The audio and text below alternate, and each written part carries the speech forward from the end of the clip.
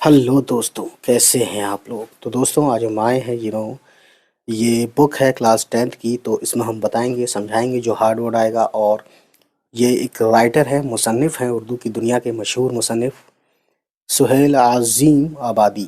عظیم آباد پٹنہ کا پرانا نام رہا ہے، سمجھ سکتے ہیں آپ عظیم آباد کیوں کہا ہے ان کو، ٹھیک ہے، یا انہوں نے اپنا نام کیوں رکھا ایسا۔ تو بہرحال چلتے ہیں، شروع کرتے ہیں اس کاریکرم کو، پڑھتے ہیں۔ سہیل عظیم آبادی کا اصل نام سید مجیب الرحمن ہے۔ تو سہیل عظیم آبادی کا نام اصل جو ہے وہ سید مجیب الرحمن ہے۔ اپنی ابتدائی زندگی یعنی شروع کی زندگی میں شاعری بھی کرتے تھے۔ تو ہر شاعر کا ایک نام ہوتا ہے جسے ہم پوئٹری نیم بولتے ہیں، اور جسے اردو کی دنیا میں تخلص بولتے ہیں۔ اسی لیے سہیل تخلص کرتے تھے۔ تو ان کا تخلص اگر آپ سے پوچھے کہ سہیل عظیم آبادی کا تخلص سہیل ہی ہے، ٹھیک ہے۔ اس طرح ادبی دنیا میں سہیل عظیم آبادی کے نام سے مشہور ہوئے۔ سہیل عظیم آبادی کی پیدائش 1911 عیسوی میں پٹنہ میں ہوئی۔ سہیل صاحب ایک زمیندار خاندان سے تعلق رکھتے تھے۔ تعلق رکھنا یعنی ان کا سمبند زمیندار خاندان سے تھا۔ تو سمجھ سکتے ہیں گائز، اس زمانے میں زمینداری چلا کرتی تھی، ٹھیک ہے، جب انسان آزاد نہیں ہوا تھا۔ 1 سال کی عمر میں والدہ کا انتقال ہو گیا، یعنی جب ان کی عمر 1 سال تھی تو ان کی ممی کا انتقال ہو گیا تھا، اور پرورش نانیہال میں ہوئی۔ ایک معلم کی سرپرستی، معلم بولتے ہیں، ویسے ٹیچر کو بولتے ہیں، سکھانے والے کو بھی بولتے ہیں، لیکن یہاں پہ استاد ہے، ٹھیک ہے۔ معلم کی سرپرستی میں یعنی کسی کے انڈر میں، ٹھیک ہے، کسی کنٹرول میں یا کسی کے دیکھ ریکھ میں، ٹھیک ہے نا۔ تو یہاں پہ دیکھ ریکھ تھی ان کی، کسی ایک معلم رہے ہوں، ٹھیک ہے نا۔ ایک معلم کی سرپرستی میں وہیں ابتدائی تعلیم و تربیت، ٹھیک ہے، تربیت بولتے ہیں ٹریننگ کو، تعلیم بولتے ہیں ایجوکیشن، حاصل ہوئی۔ ویسے ان کا آبائی وطن شاہ پور بھدول ہے۔ تو آبائی وطن جہاں پہ ان کے ماں باپ، دادا، ٹھیک ہے، آنٹ، یہ سب جو رہتے ہیں پرانے زمانے سے ہی، دادی، یہ سب، تو اسے آبائی وطن بولتے ہیں، ٹھیک ہے نا، جو پٹنہ ضلع میں ہی واقع ہے۔ واقع مطلب جو موجود ہے، ٹھیک ہے۔ افتاد طبع کی وجہ سے، افتاد طبع یعنی ایک مزاج، ایک الگ مزاج، یا کسی چیز کے اوپر کسی آدمی کا کہیں ذہن کسی طرح الگ طرح کے جھکاؤ ہوتا ہے، ذہن کا الگ قسم کا جھکاؤ ہے نا، یا جو طبیعت ہوتی ہے مینٹلی، اسے بولتے ہیں افتاد طبع، ہے نا، کی یعنی ذہنی جھکاؤ کی وجہ سے اعلیٰ تعلیم حاصل نہیں کر سکے، ٹھیک ہے۔ گرچہ مطلب ہے لیکن، گرچہ مظفر پور، حیدرآباد اور کلکتہ جیسے علمی مراکز یعنی ایجوکیشنل سینٹر، علمی مراکز کا مطلب یہی ہوا، میں قیام پذیر رہے۔ قیام پذیر یعنی اسٹے کیا، وہاں رہے، وہاں رکے، ٹھیک ہے۔ ابتدا شاعری سے کی، یعنی شروعات ان کی جو ادبی زندگی ہے، ان کی شاعری کی جو ہے شروعات شاعری سے ہوتی ہے، لیکن آگے چل کر افسانہ نگاری کی طرف مائل ہوئے۔ یہاں پہ ایک ورڈ آیا ہے مائل یعنی کسی، جیسے کہ کہتے ہیں نا کہ میں کافی مائل ہوں گلاب کو لے کر، پھول تو بہت اچھے لگتے ہیں لیکن گلاب کی طرف میرا دل مائل رہتا ہے، یعنی دل کا جھکاؤ کسی ایک طرف ہونا، ٹھیک ہے۔ پھر پیچھے مڑ کر نہیں دیکھا اور بے شمار افسانے لکھے، بے شمار یعنی بہت زیادہ۔ سہیل عظیم آبادی نے آل انڈیا ریڈیو کی ملازمت اختیار کی۔ اس ملازمت کے سلسلے میں دہلی میں رہے، پھر ان کا تبادلہ شری نگر کشمیر ہو گیا۔ کشمیر جو کہ شری نگر مین پہاڑی علاقہ، ٹھیک ہے، تبادلہ کا مطلب ہوتا ہے یعنی ٹرانسفر، ٹھیک ہے۔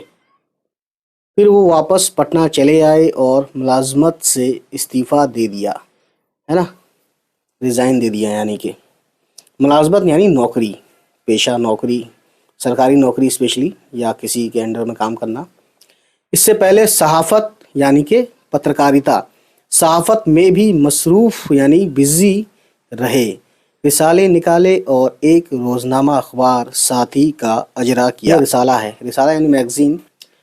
تو جب بھی یہ سوال آئے کہ سہیل عظیم آبادی نے اخبار جو نکالا تھا اس کا نام کیا تھا، روزنامہ اخبار یعنی جو ڈیلی چھپتا ہے، ڈیلی گھر تک پہنچتا ہے لوگوں کے، تو اس کا نام تھا اخبار کا ساتھی، ٹھیک ہے، کا اجرا کیا، اجرا یعنی پبلش کیا، ٹھیک ہے۔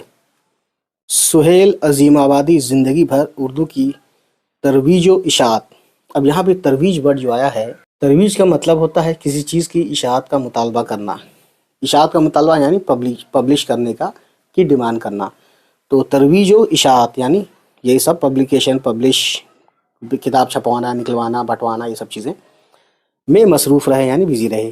چنانچہ انہوں نے چھوٹا ناگپور کے علاقے میں 5-7 برسوں تک اردو کی ترویج و اشاعت کا کام کیا، ٹھیک ہے۔ زمیندارانہ ماحول سے تعلق اور چھوٹا ناگپور کے قیام، یعنی چھوٹا قیام مطلب رکنا یا وہاں رہے یا وہاں ان کا رہنا، قیام ہونا، ٹھیک ہے۔ قیام نے ان کے افسانوں کے موضوعات متعین کر دیے یعنی کہ ایک فکسڈ کر دیا، یا ایک طرح سے کہہ سکتے ہیں کہ مقرر کر دیا ہے نا، تعینات کر دیا، ٹھیک ہے۔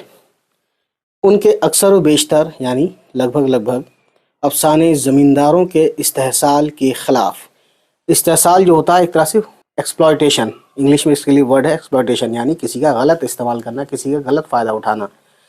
تو جو بڑے لوگ زمیندار جو ہوتے تھے اس زمانے میں ہے نا، کیونکہ یہ خود زمیندار گھرانے سے تھے تو ان کو پتہ ہے کہ کیسے غریبوں کو ستایا جاتا تھا یا ستاتے ہیں زمیندار بڑے لوگ، حالانکہ سبھی ایسے نہیں ہوتے، لیکن زیادہ تر کی تعداد شاید ایسی ہی ہو، اسی لیے یہ لکھتے بھی تھے اسی پہ۔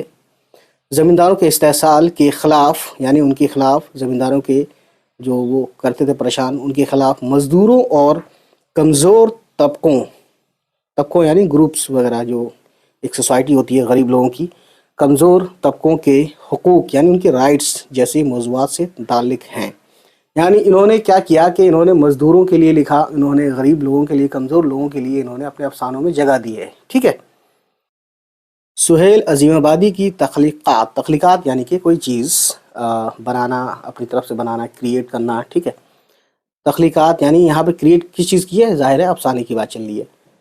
سہیل عظیم آبادی کی تخلیقات میں ان کے 3 افسانوی مجموعے، 4 چہرے، تو افسانوی مجموعے کے نام سن لیجئے، تینوں میں سے یہ 3 نام ہے، 4 چہرے، الاؤ اور آدمی کے روپ ہیں، ٹھیک ہے، اور ایک ناول، تو انہوں نے ایک ناول بھی لکھا ہے جس کا نام ہے بے جڑ کے پودے، یعنی وہ پودے جن کے جڑ نہیں ہوتے، تو اس کا مطلب ہو گیا بے جڑ کے پودے، اس نام سے ناول بھی لکھی ہے انہوں نے سہیل عظیم آبادی نے، ہے نا۔ اور باقی جو ان کے افسانے کے آئے ہیں، یہ 4 چہرے، الاؤ اور آدمی کے روپ، یہ وہ ہیں افسانے، اور یہ بے جڑ کے پودے ناول ہے۔ ان مجموعوں کے علاوہ سہیل کے افسانوں کی تعداد 125 تک پہنچتی ہے۔ تو یہ کہتے ہیں کہ انہوں نے، اگر آپ سے نمبر پوچھیں کہ سہیل عظیم آبادی کے افسانوں کی تعداد کتنی ہے، تو یہ 125، 125، ٹھیک ہے، یہ اردو میں لکھا ہے دوستو۔ اس کے بعد دیکھیے 1980 عیسوی میں سہیل عظیم آبادی کا انتقال ہو گیا، تو ان کا انتقال 1980 میں ہوا، ٹھیک ہے، یعنی آزاد ہندوستان میں ہوا ان کا۔ پیدا یہ جب ہوئے تھے تب انگریزوں کی یہاں پہ حکومت تھی، ٹھیک۔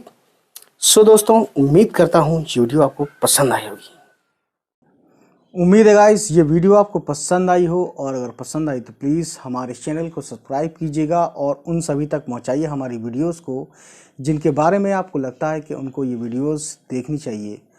چلیے پھر ملتے ہیں آپ سے، ہماری ہوگی نیکسٹ کسی ویڈیو کے ساتھ ملاقات، تب تک خوش رہیں، آباد رہیں، بائے بائے، ٹیک کیئر۔